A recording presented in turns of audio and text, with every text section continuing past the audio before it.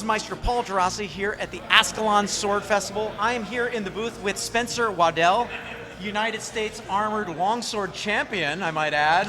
Thank you. Hey, how was this? How was the military saber event today? What'd you think? It was absolutely amazing. I don't get to really work all the time with single-handed swords, so I teach a lot of historical African martial arts. So I thought of this as more of like a African saber with a little bit of Hungarian, and I have a little bit of Russian knowledge. But it was really fun, and I got to fight a lot of the medalists, and I was like, oh wow, nothing better than getting beat by the person that wins the whole competition.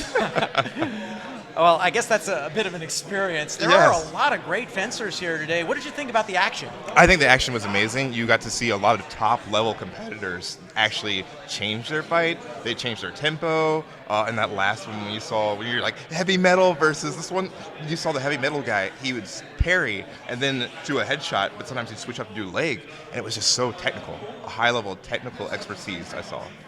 Do you think your longsword training helped you prepare for the saber? Very much so. I think range in all sports, it comes down to range, right? So still, even though I only had a single hand, I thought about, all right, if I was throwing an offsword with my longsword, let me keep this arm back so I riposte, and I was just really thinking about my longsword training in this one.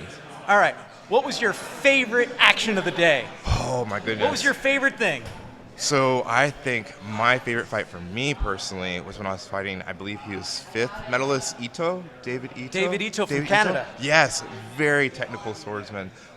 We had a point to where I was like 4 and he had 6, and I was like, I think it was, 4 to 6, and we were down to like 10 seconds, so you have to do a 2-point score. So it's go big or go home. That's right. And I tried to get forward. He sniped my right hand just as I was coming in for a headshot. I hit him off tempo, so of course no points, and he took the match, and I was like, that was so good, so masterfully done.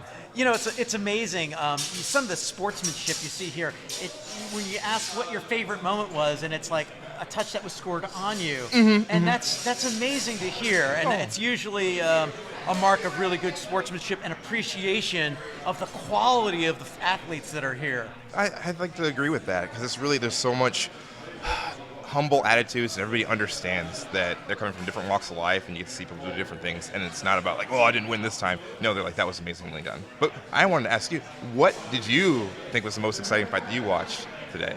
Oh, there were a couple touches that I really enjoyed that I kind of anticipated. There were a couple changes up where people would feint up to the head and snap it down to the ankle, and it was like an amazing change of latitudes. That was just like, it was, here it is and there it goes. And it was like, and you can hear the thud of the saber.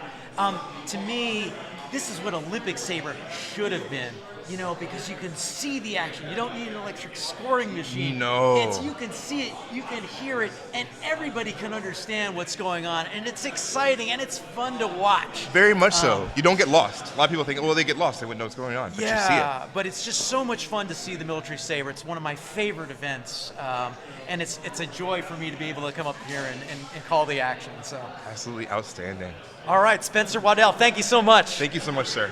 Appreciate it.